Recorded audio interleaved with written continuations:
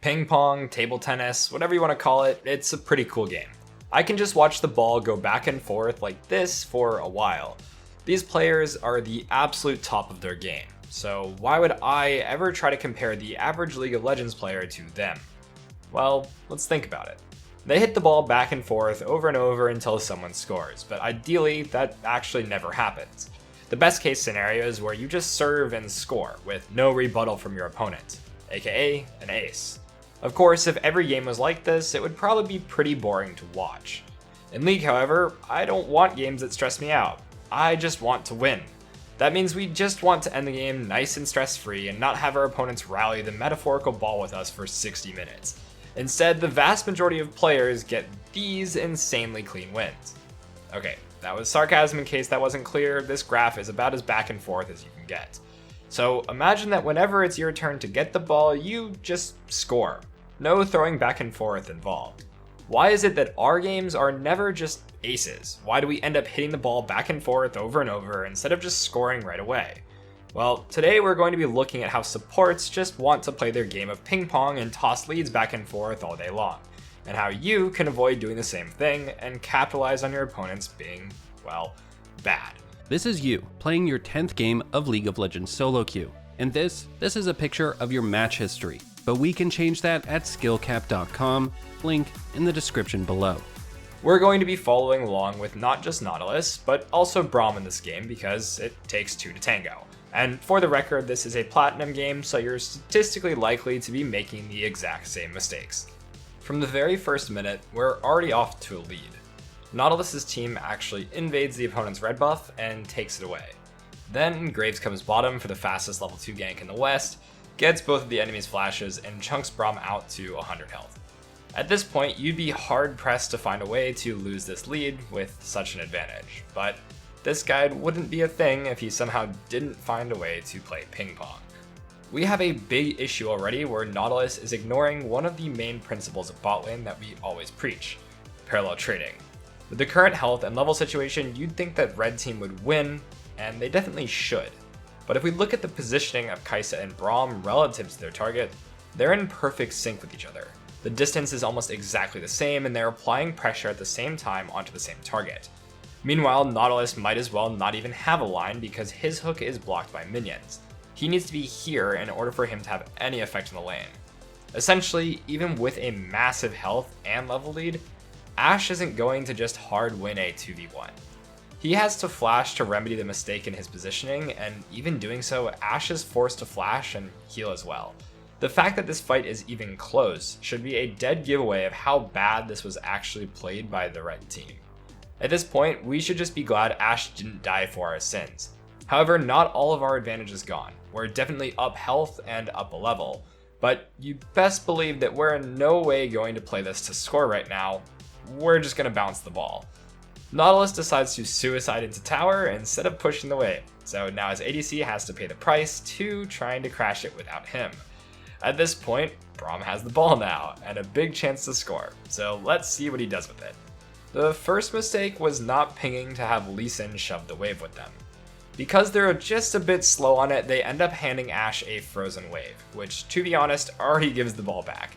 But hey, we're playing ping pong, and of course, Ashe is just going to immediately break the freeze and hand it right back, fixing their mistake. If red side had maintained a freeze, it would just force Braum and Kai'Sa to overextend. And if you look where Nautilus and Ashe's jungler is right now, it would have been extremely easy for them to swing bottom and punish it immediately.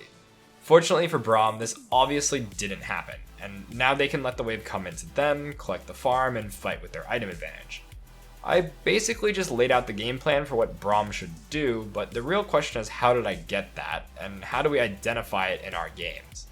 What I did was just ask one question: what are my advantages and disadvantages? Braum and Kai'Sa currently have more unspent gold and more items than their counterparts right now, so they'll have better combat potential and faster item completions. But for the negatives, we'd have to fight Ashe, who's a level up on us currently, and has a big minion wave. When the list is relatively even, what we can then do is start thinking about if this will change in the future. For example, if we just let the wave crash into us and keep everything else the same, we'll just have advantages. The huge minion wave will be gone from the tower, and we'll get the level back as well. Braum doesn't realize this though and rushes the play, probably feeling as though he's currently winning. He goes in to look for a Q and ends up taking a bad trade. It's irrelevant that his Q missed just because the idea behind the play is wrong. Even if it had landed, it still results in this.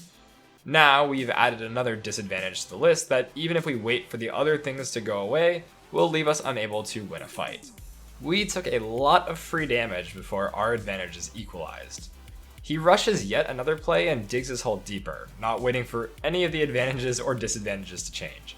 And he gets himself killed and puts the ball firmly back in Nautilus's control. It's important to recognize that even though you might be winning in one area, you'll lose in others, and waiting for those things to change or actively working to change them is how you can overcome the issue of throwing back and forth. Nautilus immediately punishes, and now what do you think he should do? Stay or recall? You should have said recall. This early on into the game, death timers are very short, and TF has an ultimate designed to punish this exact kind of overstay. We do have extra gold now from kills, but without basing, we'd be leaving ourselves with a ton of disadvantages. Health, items, and mana. The gold is meaningless without the recall because we can't spend it, and we have 1,000, a significant amount. Of course, this is exactly what happens, and we give Braum a huge opportunity to punish us. Twisted Fate ults bottom, and together with Braum and Lee, scores 3 kills, swinging the game completely back into their favor. They grab the dragon after this play, Braum recalls, and then starts to head back towards bottom. Now, our advantages and disadvantages are basically exactly the same as a situation that happened earlier in this game. We're up items, but the Ashe is up some levels and has a big wave. Realistically, the best course of action here is to maintain our HP and wait for Ashe's advantages to go away, since the tower will take care of the wave and will also get experience in the process. Knowing what we know of Braum's tendencies though, he isn't going to play around this. He spends the next minute or so taking a ton of free damage and not waiting patiently for the time in which his advantages will be maximized.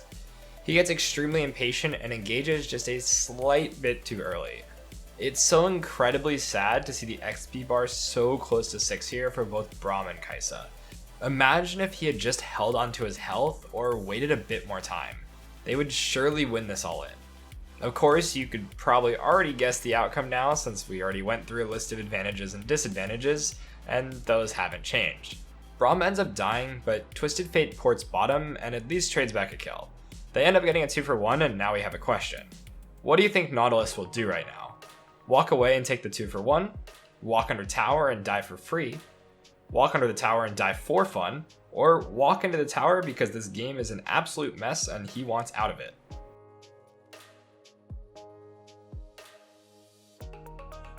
None of us will really know the true answer to this question, but Nautilus ends and somehow mind controls TF into flashing into a Yasuo.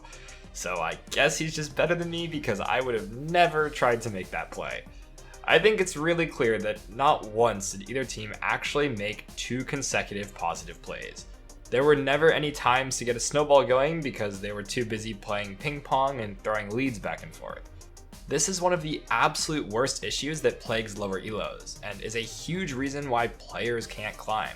Finding one lead isn't really hard, but finding a lead and then consistently finding leads after it is much more difficult. By asking the question of what are our advantages and disadvantages, it gets much easier to actually find the right time to push that lead. And if you do that, you'll avoid making the mistake that both of these supports made. This game could have easily gone either way had just one of them known how to avoid playing ping pong. Alright guys, before we wrap this up, let's tell you a little more about Skill-Capped. So, we offer a 5-division rank-up guarantee, and think that's a pretty crazy thing to offer. It's like a gym membership guaranteeing you'll get ripped. Your local gym would go bust if they offered that, right? Not us. We've offered this for years because our service really does work. It works so well, in fact, that we're able to produce by far the largest catalog of premium league guides on the internet. We add over 20 videos a week, with over 1,600 guides curated into over 100 courses no one can compare. We've also sent challenger players into ELO Hell 714 times and counting, where they commentate how to carry live. They also respond to all questions asked. Sign up today for as little as $6.99 a month if you are serious about improving. Thanks for watching, and we'll catch you next time.